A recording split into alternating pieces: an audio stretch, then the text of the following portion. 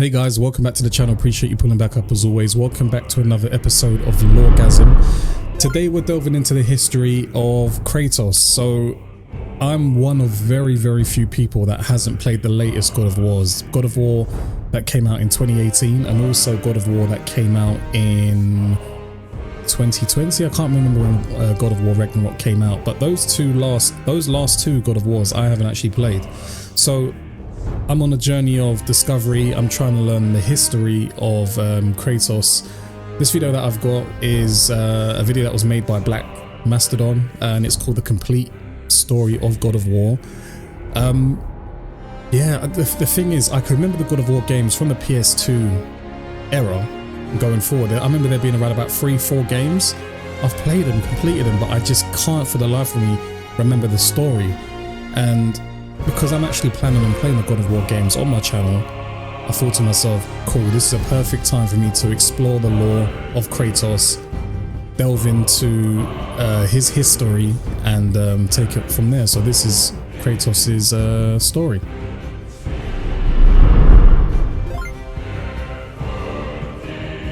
Story of God of War. Okay, let's get into it. It's time. It's been years since we last checked in on Kratos and his god-ending crusade. Now it's 2023, God of War Ragnarok has been out, and I know y'all been waiting for your favorite lore professor to drop an updated history lecture. Well, the wait is over. Today on Honest Gaming History, we're hopping back into Olympus and the Nine Realms to go over the entire God of War story. And for those worried about missing context because of my last two God of War lore videos, don't worry. I'll be explaining everything as if you've never even heard of Kratos before. So watching those videos won't be necessary. With all that being said, sit back, relax, get some snacks, and enjoy one of the greatest stories ever told in gaming history. This is the complete lore of God of War. Sweet.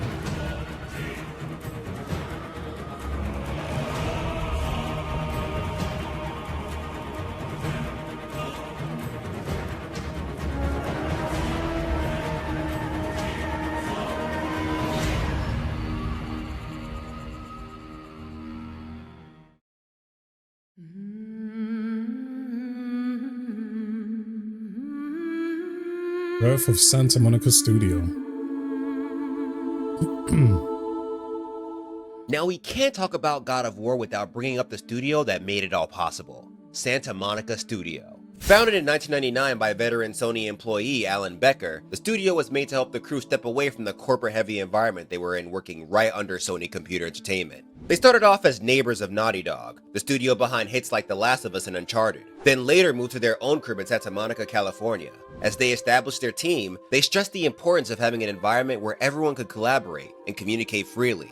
In an interview done by IGN with former studio head Shannon Studstill, she said, "One of the key things for us at the time was open communication. We really wanted to have a collaborative environment. No walls, no barriers between desks and that sort of thing." Sounds like a pretty dope setup to me. But just being creative and open wasn't enough. They needed a game. They had to show Sony that they could drop some heat. The first title they worked on was a racing game called Kinetica. They released it for PS2 in 2001, and it was met with pretty good reviews. However, Kinetica was just a test run. They never had plans on making it any more than what it was. In the same IGN interview, Studstill said, "For me, the memory of Kinetica was shipping it on time and on schedule.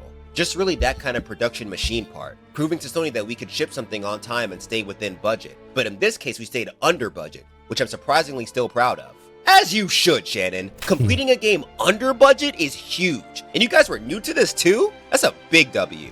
But with the test run out of the way, it was time for them to show their true potential with their second game, God of War. The concept was the brainchild of David Jaffe, the director of that wild-ass vehicular combat game that some of you guys may remember called Twisted Metal. Yep. He was inspired by the original Clash of the Titans movie and the Capcom title Onimusha. Development started in 2002 with the working title being Dark Odyssey. Damn, even now that name would still hold up. I still think Fuck Them Gods the adventure game would have made more sense though. I mean, that is Kratos' mentality. Anyway, the game was built on the same engine used for Kinetica. Once it dropped in 2005, to their surprise, it did extremely well. Like, this shit changed the game, folks. The best way to sum it up is with this quote from a review from Gaming Age. "The complete package, and I believe it's the best game on the PS2. The gameplay is gripping and the story is so good, my wife wouldn't let me play through the end of the game without her present. When you got couples binging your game together, you know you're onto something. God of War's success allowed them to expand upon the series with multiple games, novels, and comics. Now, about 18 years later,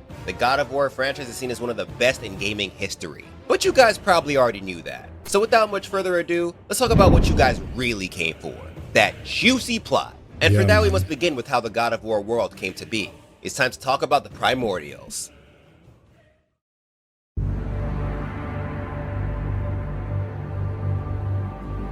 The creation of Earth. Okay, so this is what the gods and their involvement. Before there were titans, or even gods, there were the primordials. Cosmic beings made by the very fabric of the universe. For whatever reason, a lot of these guys came out the gate hating each other. This sparked a war between them that lasted for an eternity. The war was so real, it gave birth to the Furies, beings who served no one and acted as the guardians of honor. Eventually, the majority of the primordials wiped themselves out, with each one creating gargantuan landscapes as they fell. This gave rise to the next overpowered being from the planet, the Titans. These guys are born on the island of creation, the origin of all life on Earth. This place was also home to the Sisters of Fate, 3 primordials who had control over time. The Titans finished creating the rest of the world, and lived a lot better than the primordials, but their leader, Kratos, was all shaken up because of rumors of his downfall. It was prophesied that he would be overthrown by his children. Kronos was trying to have that, so he attempted to bribe the Sisters of Fate. But they were like, nah bro, we don't give a crap if you're the leader of the Titans. Even if you were a primordial, we still wouldn't do shit for you. So with few options left, this dude Kronos decided to start eating his kids. Well, that's one way to solve your problems. His wife, Rhea, was sick of watching him devour her babies, so she hid her 6th and last child, Zeus, in the mountains. There he was raised by his grandmother, Gaia, the primordial goddess of Earth and mother of the Titans. One training arc later, Zeus returned to declare war against the Titans and save his siblings. All this fighting further shaped the landscape of the world. So when you think about it, the primordials made the canvas that is the world, the Titans threw paint on it, then the Great Titan War cleaned everything up. To end the war, Zeus created the Blade of Olympus to throw the Titans into the Shadow Realm. And by Shadow Realm we mean Tartarus, a prison located in the deepest part of the underworld. Once finished, Zeus and his fellow gods established their new home on Mount Olympus, and from there they watch over the mortals who traverse the world they helped create. Well, until some of them decided to start shapeshifting into mortals themselves and banging whoever they wanted. Some of these gods were horny as fuck. But little... So, the Titans shaped the world. Then gods were born from the Titans. Then the gods defeated the Titans, and then the gods started to rule the world, yeah, from Mount Olympus. So this is basically Greek mythology in essence. So far, everything they're showing me so far is not clicking. Like, I'm not remembering any of this. So I feel like such a noob right now. Little did they know that that same horniness would lead to their downfall, because one of the demigods born from this was the God Slayer himself, Kratos. Oh, wait. Okay, so I thought Kratos was a full god. I never knew he was a demigod. So his mother's human. So who's his dad, and who's his mum? Is his mum human or is his dad human? Which one is the god and which one's the human?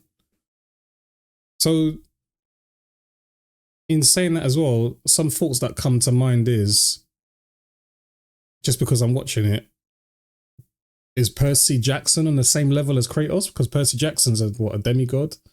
Have I got the term right? I can't remember if I got the term right. So, but Percy Jackson's what? His dad's Poseidon.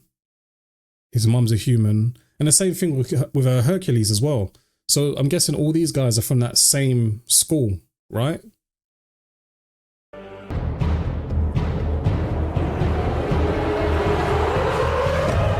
God Slayer is born. Okay.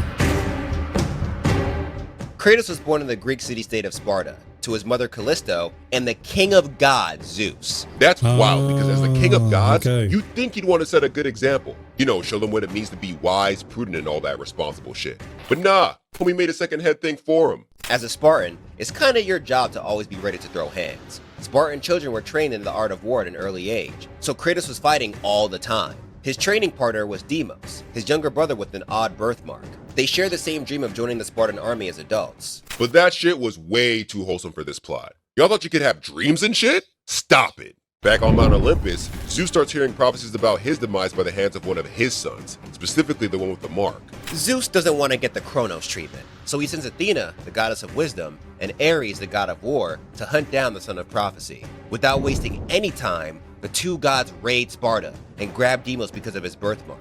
But Kratos isn't about to let these guys take his bro. He comes at Ares with all his might, but the god slaps. Wait there, hold on. I've just clocked something. So Deimos is Kratos' younger brother, and I noticed he's got that birthmark, and that's the similar type of paint that Kratos was wearing. So does something happen? Like, does Deimos die, and then Kratos wears that red paint here over his eye to kind of out of paying respects to his brother or something?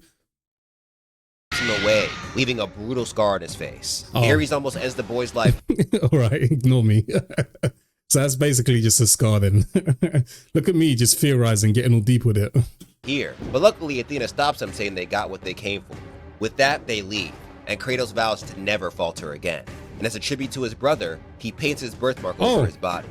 Oh, look at that. See, I was right. So, okay, so he's got a scar on his right eye where he got slashed, and a tribute to his brother, which is the red paint here, which is to symbolize the birthmark of Deimos. Okay, I was right.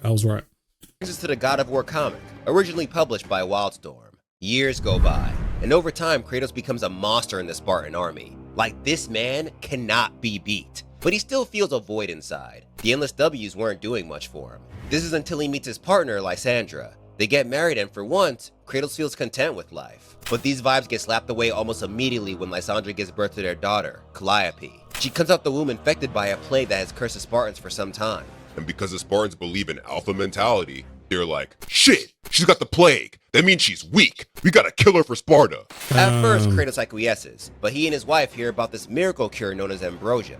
Not only would it be able to cure their daughter, but it could also make Sparta the strongest it's ever been. So with his wife's blessings, he sets out to find the ambrosia. However, the Spartan higher-ups tell him that he has until the rising of the first full moon to complete his quest. If he fails, his daughter's life is clipped. What makes this so hilarious, though, is that some of the gods watch all this happen, they start placing bets on who they think will get to the ambrosia first. Ares is putting his money on Kratos, while the other gods place bets on separate warriors seeking the miracle cure. Kratos is just trying to cure his daughter, and these gods are treating it like a sports game. You hate to see it. Oh, and you forgot to mention how some of these gods use the plague to force their warriors to go on this quest. Like Poseidon, god of the seas, straight up admits to being responsible for casting the plague on his warriors' village. We haven't even gotten to any of the games yet, and these gods are already on the foulest timing. So Kratos takes down pretty much all the warriors after the ambrosia until he gets to the barbarian prince, Ulrich, the champion of the god of the underworld, Hades. Poor Ulrich is only here because Hades secretly gave his father the plague, so the two warriors fight for the sake of saving their loved ones. It's a tough battle, but Kratos ends up winning in the end and claiming the ambrosia for Sparta. He heads home and heals his daughter, then gets promoted to captain by the king of Sparta himself. However, Ulrich is still alive, and now he's beyond pissed at Kratos and hungry for revenge. He keeps his head low for now, but he'll be back real soon.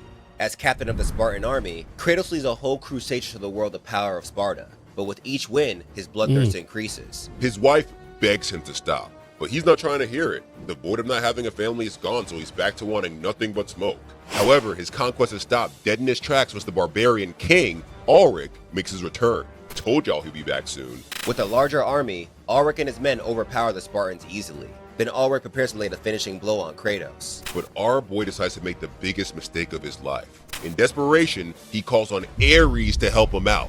In return for victory, he pledges his undying allegiance. This sad man just signed his life away to the same asshole who kidnapped his brother, slapped the shit out of him, and casually bet on his life when he was trying to cure his daughter. If only you knew, Kratos. Ares hears the call and is like, wait, isn't Hades, Poseidon, and Zeus all brothers?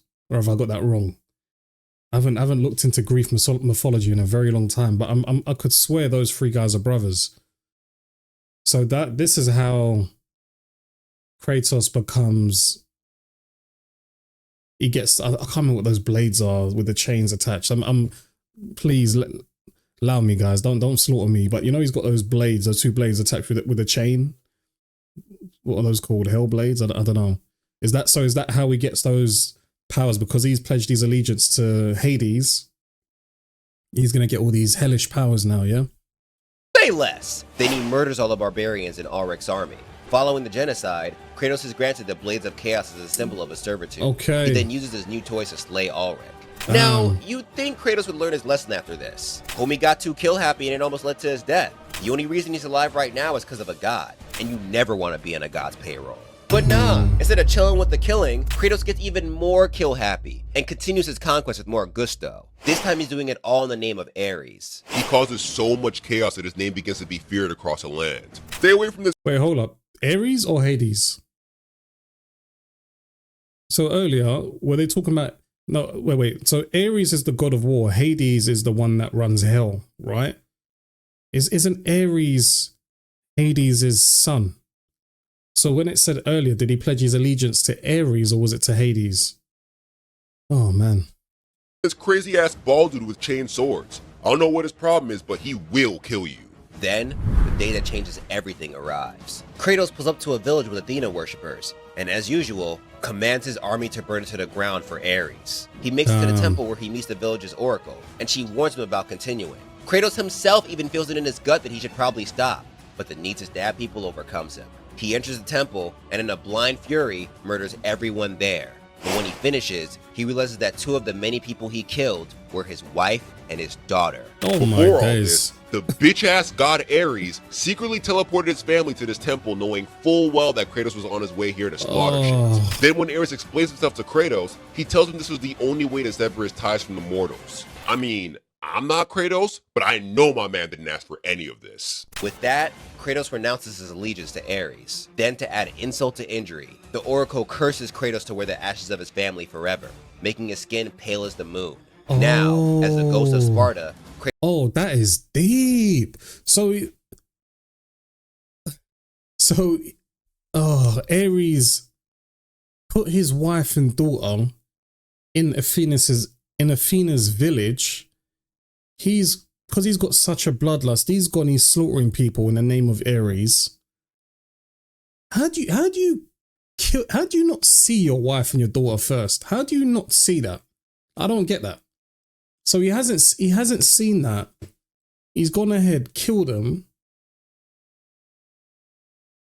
And then because he's renounced his allegiance to Ares, they fused his ashes on the outside of his skin. That's what makes his skin white. It's all coming together. See the red scars. The red is for his brother. The white is because of his. Oh, okay, this is deep, man. This is deep. Kratos leaves the village hurt, betrayed, and pissed. The only thing on his mind is vengeance. Chapter 4: The Ghost of Sparta. Now we're finally at the first game in the series chronologically, God of War Ascension. It was released in 2013 for the PS3. After the death of his family, Kratos doesn't do much except for sulk. He's constantly hit by illusions of the past that only drags him down further. But things are about to get way worse for him since he basically told Ares to screw himself. Y'all remember the Furies? The ones responsible for making sure people keep their word? Well, it turns out they're cool with Ares, so now they're after Kratos. Luckily for our boy, he finds an ally in a mysterious man named Orcos. He warns Kratos of the illusions he's seeing and tells him to seek the truth by speaking with the Oracle of Delphi. He brute forces his way through tons of enemies and illusions till he makes it to her. She tells him that the Furies are the reason for his illusions. They're clouding his mind because he doesn't mess with Ares anymore. The only way to free his mind is to defeat the Furies, and to do that, he needs to find the Eyes of Truth in Delos. With that, Kratos leaves to go on another fetch quest. He's stopped by Orcos, but Kratos doesn't trust him. Thanks to the Oracle's explanation, Kratos found out that the guy is half Fury. So to clear his name, he tells Kratos his backstory. Apparently, Ares has been plotting to take over Mount Olympus for some time now. However, there's a strict rule against gods fighting other gods. So, Ares decides to sleep with the Queen of Furies, Alecto, to spawn the ultimate warrior for their task. Homie was pretty much trying to breed for the best stats. But the child they produced was Orcos, and he didn't fit Ares' vision of the perfect warrior. So the bastard just owned his son like the shitty ass god he is. Damn. Following this, poor Orcos volunteered to become the Oath Keeper, because he just wanted to please those he thought loved him.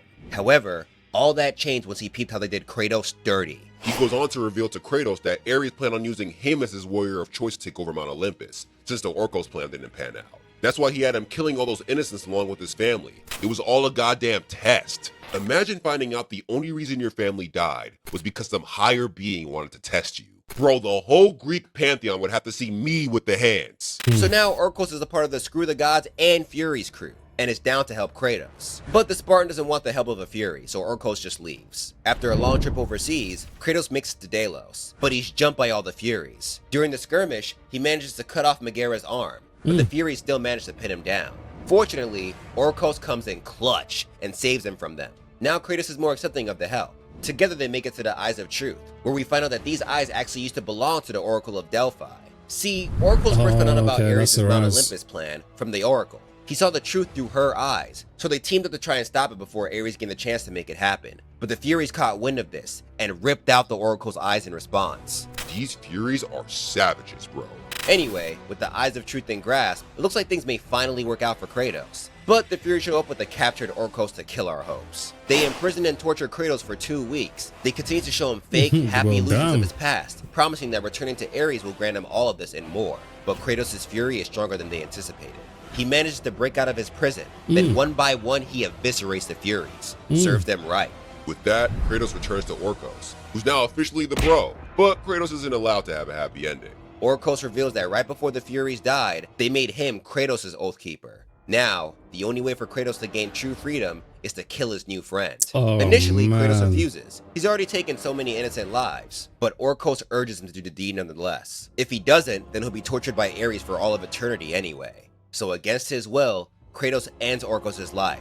Then to make matters worse, the truth of what he did to his family comes rushing in to replace all the illusions he was seeing. Now, Kratos is not only alone, but he has to fully deal with the nightmarish acts he committed under the control of the god of war. Wow. Chapter 5, Slave to the Gods.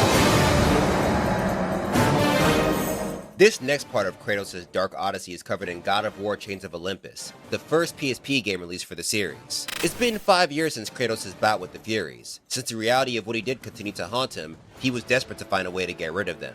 So he started serving the gods in hopes that they would eventually free him of his nightmares. Not what I would have done, but hey, live your best life, Kratos. Now, under the command of the gods, he's defending Attica against the invading Persian army. After completing his mission by taking down the leader, he screams at the gods like, "Y'all got more shit for me to do? My schedule's open and I'm not trying to be left alone with my thoughts." Then in response, the sun straight up falls from the sky and leaves the world in complete darkness. That's odd. Kratos goes into detective mode and follows the last bit of light to figure out what the hell's going on. His sleuthing brings him to the Temple of Helios, where he begins hearing the familiar tune of a flute. With no idea of where it's coming from or what it means, he continues investigating. He runs into Athena and she's like, "Bro, Olympus is screwed and we need your help. Someone snatched Helios, the god of the sun, from the sky. Now Morpheus, the god of dreams, is trying to flex. He put the gods into a deep slumber and is covering the rest of the world in his black fog. Now I know you don't like us, but you do not want Morpheus in charge." With that, Kratos is tasked with saving Helios and stopping Morpheus. He continues traveling.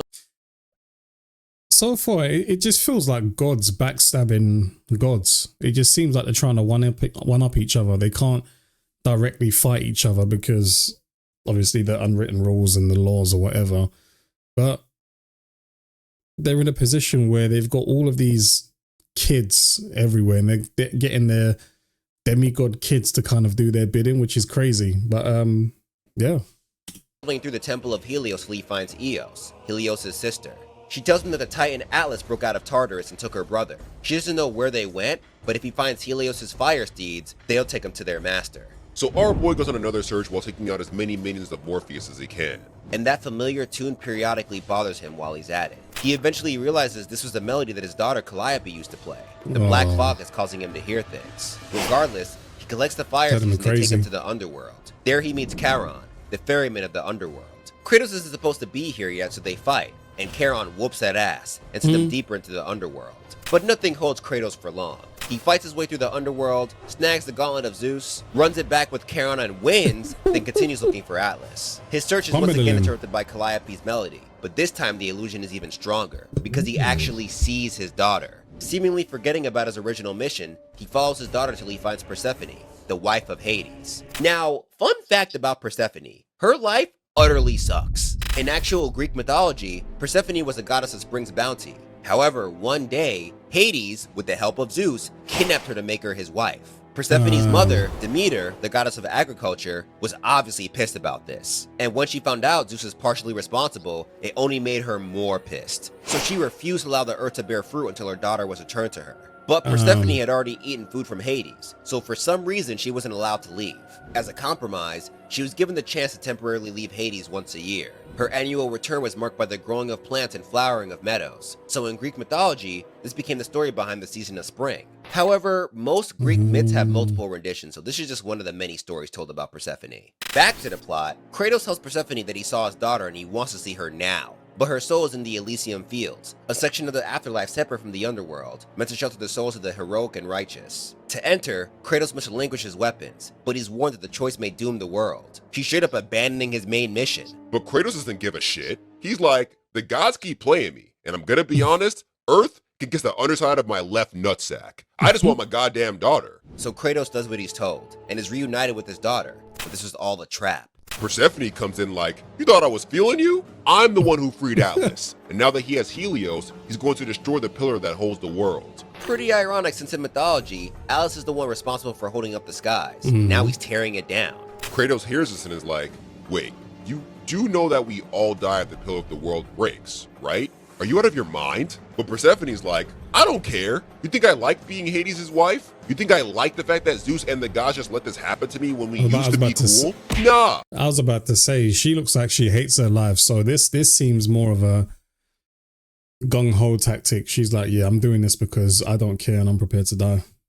I don't care about living after this. I just want revenge. So here we have another case of why the gods need to stop messing with people. This shows Kratos the error in his ways. His destiny is not with his daughter, as much as he wants it to be. But he can't do anything since he's in the Elysium Fields, so he does the opposite of what gets you here. He starts sinning.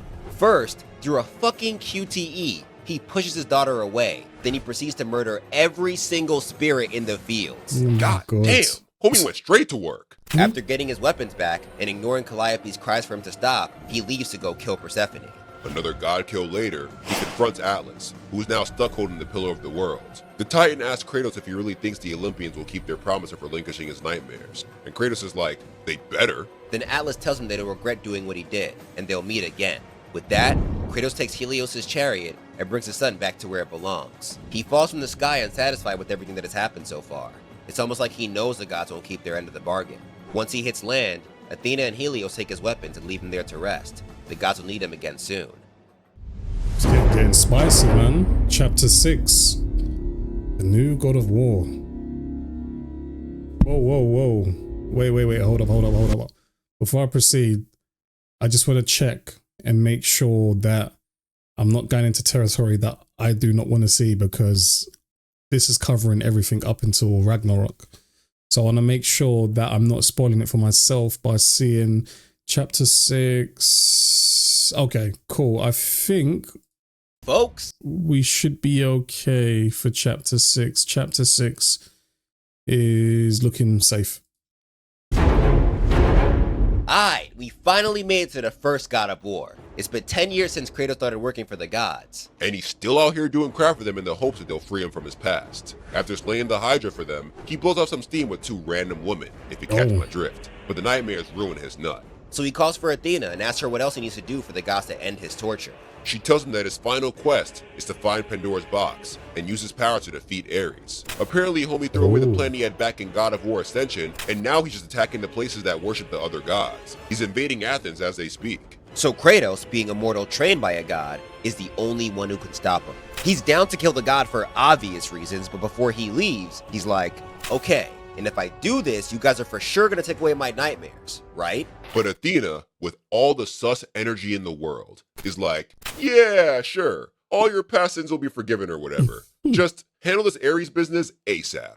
With that, Kratos heads to Athens. There he takes out a bunch of Ares' forces, and in the process receives new powers from the gods. At least they're helping him. His journey brings him to this odd gravedigger who mentioned that he's digging this grave for him. Kratos leaves him baffled by this comment, but before he departs, the digger says, "And when all appears to be lost, Kratos, I will be there to help."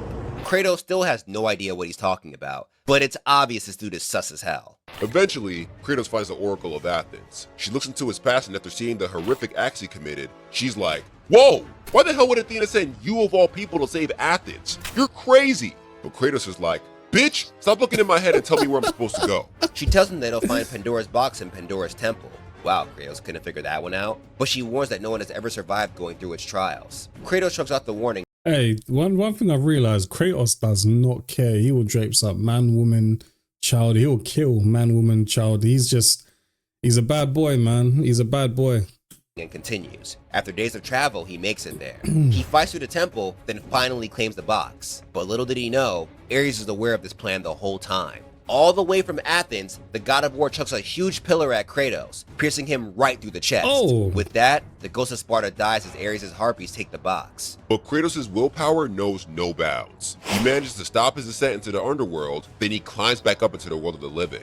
Homie really died and said, "Bitch, you thought." And oddly enough, he climbs through the same hole the mysterious gravedigger was digging a little while ago. Temple Kratos of asks how the this is possible, and all the digger says is, Athena isn't the only god watching after him. Turns out this guy's actually Zeus. Dude is looking out for his son this whole time.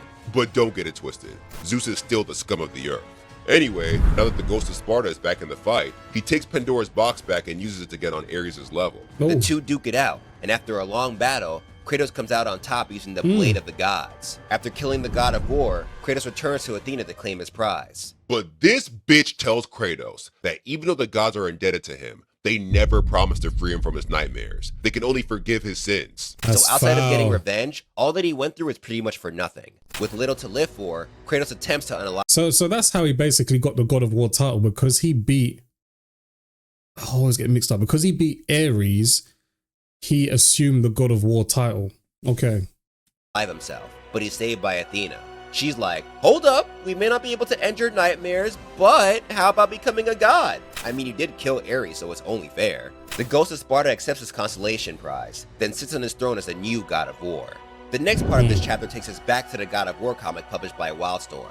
See, that comic follows two stories. The one we covered was a flashback, but the one we're about to talk about now is the main story. But it involves Kratos doing the same thing, searching for ambrosia. Since it's known as a miracle cure, the followers of Ares want to use it to revive their fallen god. But y'all know Kratos can't have that. Okay. This time he's out to destroy the ambrosia. Against the wishes of his now fellow gods, he fights through a bunch of obstacles, including the undead army of his comrades who join him on his first ambrosia quest. Eventually he finds what he's looking for being guarded by Gyges, the Hecatoncheires. The Hecatoncheires are deformed giants with 50 heads and hundreds of arms. They were born from the primordial Ouranos, but later banished to Tartarus because of how hideous they were. Well, sorry I'm ugly, Dad. Gyges is trying to use the ambrosia for himself to revive his brothers and take over the world, but he's unable to stop Kratos, who burns all the ambrosia along with Gyges using Apollo's flame. With that, Kratos moves on knowing he won't have to worry about Ares ever coming back. Good riddance. Now let's talk about God of War Ghost of Sparta. This is a PSP title that dropped in 2010. Kratos is still getting hit by his constant wild visions, but among them, he keeps seeing his mother imprisoned in the Temple of Poseidon. Knowing these visions must mean something more, he heads for Atlantis. Athena tries telling him to stop, but he's too salty about the gods not taking away his nightmares to care. Eventually he finds his mother, Callisto, who has a lot to tell him. First of all, his brother is still alive. After Ooh. Ares and Athena took him, they trapped him in Death's domain to be tortured. She asked Kratos to go and save him. But our boy's confused as hell. He gets pissed at his mom asking her why she lied about Deimos' death all this time. She tells him that his father, the same person that put her here, forced her to keep this all a secret. Then Kratos finally asks who his father is, but while trying to tell him, Zeus. Callisto morphs into a monster and attacks her son. Oh, The Ghost of man. Sparta is then forced to kill his own mother out of self-defense. Her dying wish? Save Deimos. But you don't have to tell Kratos twice. Wait, this story is getting spicy. So he doesn't actually know Zeus is his dad. So even though along his journey of life, Zeus has helped him here and there and used him for his own agenda, he still doesn't know Zeus is his dad. That's interesting. And it's interesting that Deimos is still alive as well. And I want to see what comes of that. First he found out his brother was still alive. Now, thanks to the gods, his mother has been killed by his own hands. Our boy is beyond pissed. The game itself says his rage is almost palpable. So Kratos does what he must to gain access to Death's domain. Athena tries dissuading him every chance she gets, but she's always met with the "Fuck you, Athena, all you gots do is lie" from Kratos. In due time, Kratos makes it to Death's domain and finally finds his brother. But this dude is more pissed than he is. He blames Oh, Kratos wow. for everything that has happened to him, which is mad unfair. Bro, we were both kids. You wanted me to go toe-to-toe with not one, but two gods? My weapon was taller than me. How the hell was that gonna happen? But Deimos doesn't care. He attacks and beats the living shit out of Kratos. However, before their battle continues, Thanatos, the primordial god of death, pulls up and snatches his brother. A weakened Kratos chases after them, then saves his brother. With that, Deimos lets go of his hate for him, then the two team up and confront Thanatos. The god of death laughs about how Ares and Athena took the wrong marked warrior on that fateful day. Then, the brothers go to town on him. Sadly though, Deimos dies during the fight. With the only piece of his known family gone, Kratos lets all the rage he's built up consume him. He goes off on the god of death until he ultimately kills him. He then leaves his brother in a nearby grave dug up by gravedigger Zeus, who tells him that he is now Death, the destroyer of worlds. The foreshadowing go crazy. Afterwards, he's met by Athena, who tells him he is now ready to become a full god. Which begs the question, what about everything before this? Killing his own family didn't make him worthy? Stopping Ares' plot to take over Olympus didn't make him worthy? How much more will you take from this man, bro? Hearing Athena say this pisses the Ghost of Sparta off even more. He pushes Athena away and leaves saying he'll get his revenge. Now it's time for a little filler arc. There was this game within the God of War series called God of War Betrayal. It was a mobile game that didn't really cover much, but it's still canon, so we gotta talk about it. Also, while doing research, I saw some sources say that Betrayal takes place after Ghost of Sparta. However, there were also a bunch of sources saying the opposite. Personally, I feel like Betrayal makes the most sense taking place after the Ghost of Sparta. The game involves him warring with pretty much all of Greece, and this perfectly leads up to what happens in the next game in the timeline, God of War 2. Let me know what you guys think in the comments below. Anyway, like I said, Kratos wages war on all of Greece out of anger for how the gods treated him. At first, Zeus ignores his rampage, but eventually it worries him. He sends Hermes' son, Syrinx, to talk to him and stop all this, but Kratos ends up killing him. Kratos' army rejoices from the win, but the Ghost of Sparta knows Zeus is most likely going to come after his ass for all the violence he caused. Little did he know that it'd be sooner than he thought.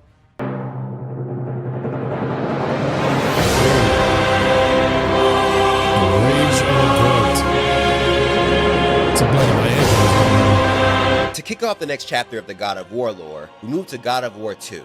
Kratos' war with Greece is still going, with the city of Rhodes being his next target. His army is already down there causing havoc, but now he's on his way to aid them. Athena tries to stop him, but Kratos pushes her away yet again. That's what you get for being a manipulative bitch. He appears as a giant in front of his enemies, but out of nowhere, an eagle flies in and absorbs a good amount of his godly powers. It then gives it to a giant statue known as the Colossus of Rhodes, which gives it life. But even as a regular-sized mortal, or rather demigod, Kratos is still not about the games. He continues fighting the giant. But this new enemy refuses to falter. So Zeus gives Kratos a helping hand in the form of the Blade of Olympus, the same weapon used to end the Titan War. Kratos reluctantly takes it, dumps all the god energy he has left in it, and uses it to defeat— Yo, who the hell was that eagle? And why that bird? Who, like, there was no explanation there. So that bird just swooped in, took his power, turned him from a god back to a demigod, and then put the powers into this Colossus statue. What? Who's that? Who's the bird? defeat the Colossus. However, the battle leaves Kratos badly wounded. He tries to get the sword back, but the eagle returns only to reveal itself as Zeus. Kratos is like, why did you betray me? And Zeus is like, betray you? You're the one out here breaking shit because you're mad at us. This ends now. With that, Zeus uses the sword to stab Kratos in his stomach. Then he eviscerates all the Spartans in the area. Oh, as my he breathes his word. last breath, Kratos swears that he'll get his revenge. Then Zeus leaves, as he's dragged into the underworld. But before his soul's demise, he's saved by the primordial Gaia of all people. She admits that she has been watching Kratos this whole time. However, she can watch no longer. She, along with some of the Titans who fell at the hands of the gods, will help Kratos defeat Zeus. What Kratos needs to do is wake the hell up and find the Sisters of Fate. With their power, he can go back in time and defeat Zeus before he gets a jump on him. So our boy gets his stomach hole healed and climbs out the underworld once again. Using a Pegasus gets it to him by Gaia, Sick. he flies to the island of creation where the Sisters of Fate reside. Then after landing on the island, Kratos finally asks Gaia why she's helping him. I mean, she is the grandmother of Zeus after all. Gaia answers his question with a tale of how the Great Titan War started. Turns out she's pissed that she and the other Titans got shafted for what Kronos did. And now she has beef with Zeus because of it. With that information, he continues on his quest to find the Sisters of Fate. On his journey, he becomes allies with a bunch of fallen Titans, even Atlas, who hates his ass. And of course, his journey is also filled with people who want him gone. Even Ulrich comes back from the dead, with dreams of using the Sisters of Fate to go back in time and kill Kratos. But our boy ends that dream by killing him once again. After some time, Kratos runs into the last survivor of Sparta. From him, You know what kind of cracks me up? Yeah, how Kratos, he stays killing people who are undead. It's mad. He's mad that this demigod, he's killed them when they were gods. He'll kill them when they're demigods. They come back and he'll kill them again. It's sick. he finds out that Sparta is no more. Zeus went there and demolished the place. This gets Kratos even more aggravated. He's like, Zeus, you punk bitch! Stop hiding and fight me like the god you say you are! But it looks like that was a blow that was too much for Kratos to handle. He gives up on his mission out of frustration. However, a vision from Gaia inspires him to use the flames of his rage as a weapon. Now, even more determined, he continues his quest and decides to quite literally put fate in his own hands by killing each sister of fate one by one. Let me say that again. This man killed the Sisters of Fate. Do y'all understand how wild that is? The Sisters of Fate are primordials who control the fate of everything, even the gods and the titans. Yet Kratos was so done with the bullshit, he beat all of them by himself. And let's not forget how he also beat Thanatos, who also counts as a primordial. So this man Kratos is not only one of the angriest video game protagonists, but he's also one of the strongest. He may be the strongest character we ever covered in the series, and we covered Asura. Anyway, after the sisters. So the hierarchy that I'm trying to understand, so it's Titans, primordials, gods. Yeah, Titans, primordials, gods, demigods, and then humans.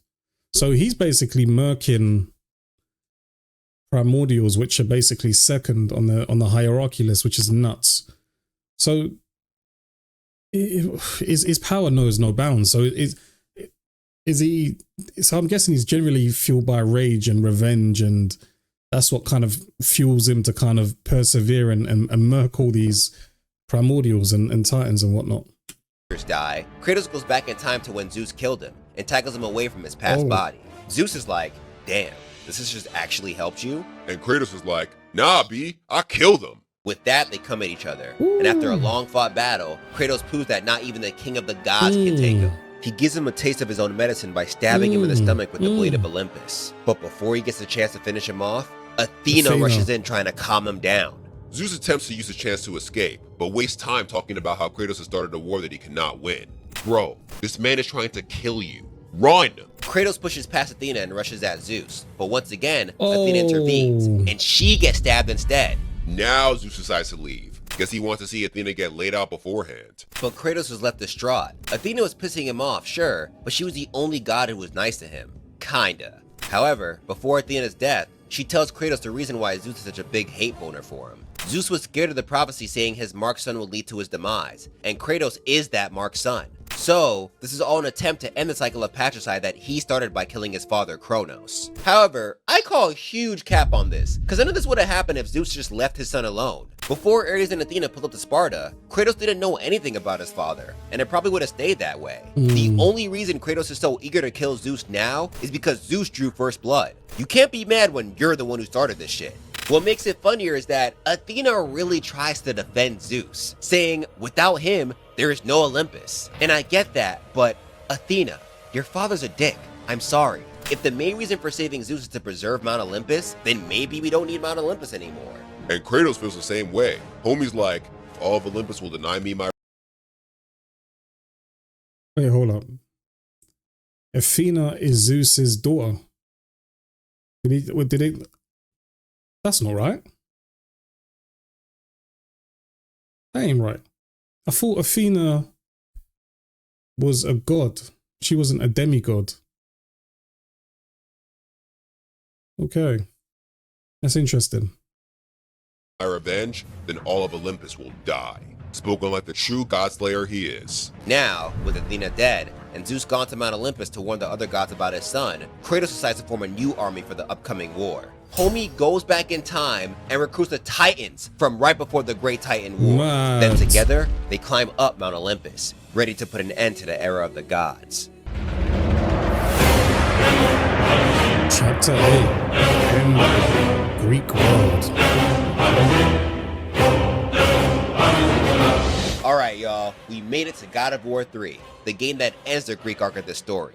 Kratos and his Titan allies are climbing up Mount Olympus, and the gods are doing what they can to hold them off. But before we continue, I just want to give credit where credit is due. The beginning of the Second Great Titan War is still one of the coolest events in gaming history.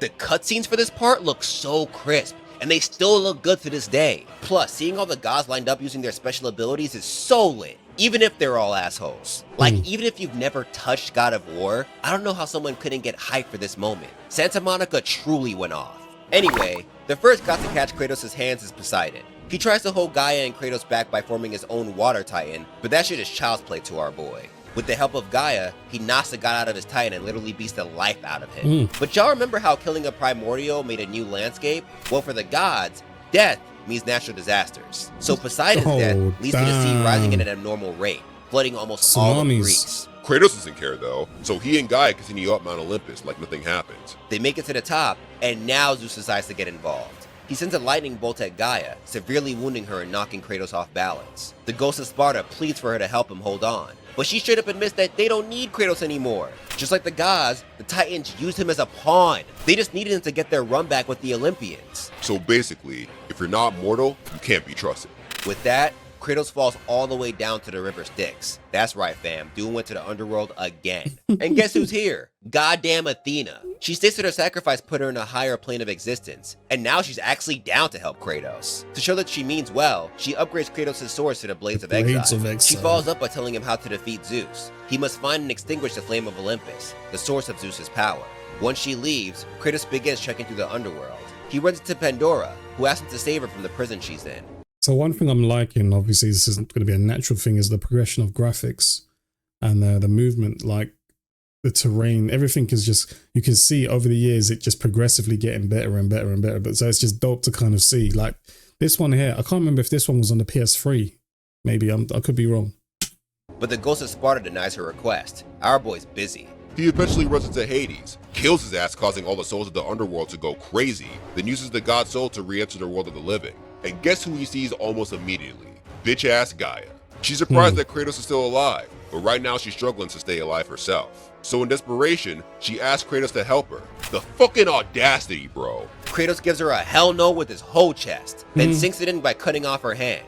Next to catch the smoke is Helios. The sun god tries to hold his own against the Ghost of Sparta, but just like the gods before him, he fails. I don't know what he thought was gonna happen. Kratos already beat the god of the underworld, the god of the sea, and death.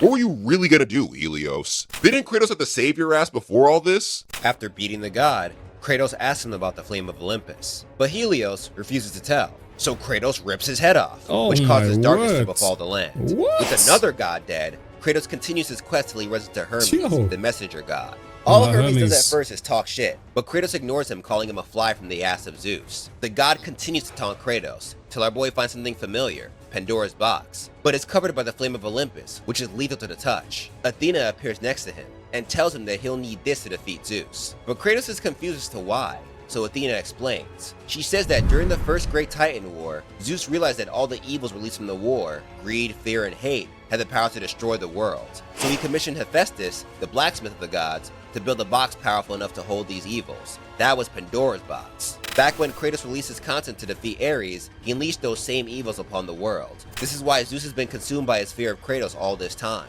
However, there's a stronger power within this box that hasn't been unleashed yet, and the only way to get to it is with Pandora's help. Hephaestus just so happens to be Pandora's father, so it looks like Kratos is gonna have to talk to him. Before that though, Hermes rears his annoying ass head again, so Kratos kills him and takes his legs for himself. Homie said, "Your speed is mine." For this guy's natural disaster upon death, Yo, why did he have to cut off Hermes' legs? So he cut off Hermes' legs to get his... So basically Hermes, he's the god that... I think he's like the messenger or something like that, if I remember rightly. So he's got like these boots and he's got wings on the boots. And he just kind of zips around and zoops around, and that's his thing. He can... It's basically along the lines of teleportation on how quick he can travel around the world and universes or whatever. So Kratos has literally cut off his legs. Would it not just be best to kill him and then take the boots off? No, he just wants to cut his legs off, yeah? releases a deadly plague on all the land. But once again, Kratos just kinda shrugs off the consequences of his actions. He continues his quest and runs into another god, Hera, wife of Zeus and goddess of marriage. But homegirl is drunk as shit, so she's not trying to fight. Instead, she sends Kratos' half-brother Hercules to kill him. Damn. And Hercules is hyped for the opportunity. He's been jealous of Kratos because he believes Zeus likes him best. Kratos' name is known across the land. Meanwhile, Hercules is stuck doing his labors. But bro, Zeus didn't do any of that shit. If Zeus wasn't trying to screw with Kratos all this time, the Ghost of Sparta probably wouldn't even be as famous. Facts! Poor Hercules is just dumb. So the two fight, and Kratos beats the mess out of his bro with his own gauntlets. Then Kratos keeps it pushing until he runs into Aphrodite, the goddess of love and wife of Hephaestus. Luckily for Kratos, she's one of the only gods who doesn't have beef with him. But she does want Kratos' beef, if you know what I mean. Kratos is apprehensive at first, but blowing off some steam never hurt anyone. So they do the devil's tango, and afterwards he leaves to meet with Hephaestus. Crazy how you just slept with his wife, and now you're looking for his help. Hey, Kratos didn't do shit. He was just obliging Aphrodite's request. I see nothing wrong with that. You're right. So Kratos tells Hephaestus the situation he's in, but the Smith god is not trying to help. Currently, Pandora is being imprisoned in a complex labyrinth and he blames it on Kratos. See, back when Hephaestus created the box, the key created to open it gained sentience. That key was Pandora, and since then, he's seen her as his daughter. However, after Kratos used the box to defeat Ares, Zeus's fear overcame him, so he tortured Hephaestus to tell him about the key. Once the Smith god revealed the truth, Zeus commissioned the architect, Daedalus, to construct a labyrinth meant to hold her, and to keep the box away from her, he sealed it within the flame of Olympus. However, even after hearing the story, Kratos is still adamant about getting Pandora. So Hephaestus, realizing the only way to stop Kratos is by sending him on an impossible mission, changes his mind. He tells Kratos to go to the depths of Tartarus to find the Omphalos stone. With that, the Smith god can make him a special weapon to make his mission easier. Unaware of the god's trickery, Kratos follows his instructions and runs into the old titan, Kronos. The titan tries to kill Kratos by eating him, but our boy pulls through by cutting his way out of Kronos' stomach. And the best part is that the stone he was looking for was in the titan's stomach this whole time. That's a big ass W. Once Kratos returns to Hephaestus, he almost bodies him for trying to throw him into a trap. But the god makes it up to him by forging the Nemesis wings for him. Then he immediately screws it up for himself by betraying him. When will these gods ever learn that you shouldn't mess with Kratos? Homie is rage incarnate. So the Ghost of Sparta ends up having to kill him anyway. Following his death, Kratos leaves the underworld once again, only to be met by an even more drunk Hera. She rants about how Kratos is destroying the earth, but our boy doesn't give a fuck, so he ignores her. Until she calls Pandora a whore, which hits Kratos in a place he didn't expect. To defend her honor, he snaps Hera's neck, thus adding another god to his kill streak. With her death, all plant life on the planet dies. Now Kratos doesn't have much standing in his way. He heads to the labyrinth and finally frees Pandora. As they escape, Pandora talks to Kratos about how Zeus savaged her and her father. But as he and the other gods tortured her, she heard the fear in their voices whenever Kratos was brought up. That fear they had gave her hope that one day Kratos would put an end to the tyranny of Olympus. Kratos doesn't believe in hope though, because he's Kratos. But the conversation they share in the labyrinth draws him closer to her.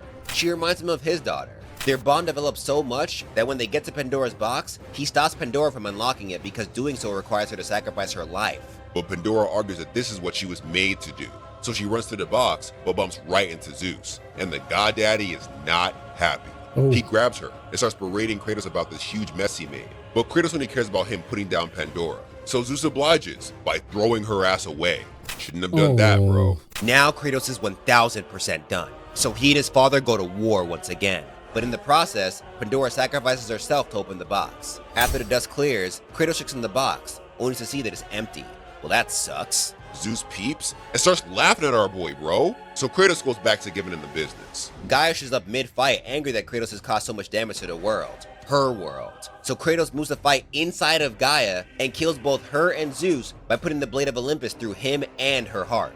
But when Gaia falls, the spirit of Zeus attacks Kratos. Bro, can you just stay dead? The god spirit overpowers him and traps him in a nightmarish world where he's forced to watch all the screwed up shit he did. But Pandora comes in clutch, but not only guiding him, but helping him forgive himself for his past sins. With that, Kratos busts out of this dark world and fights off Zeus with the new power he had locked inside all along, hope.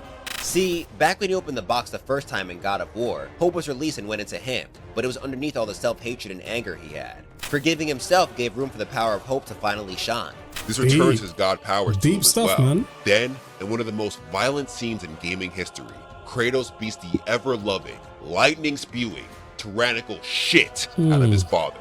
You'll love to see it. With that, Zeus finally dies, sealing this world's fate as it plunges into chaos. Athena shows up asking Kratos to give the power of hope to her. She wants to use it to save the world and rule it the way she sees fit. But Kratos is overcome by a new grief.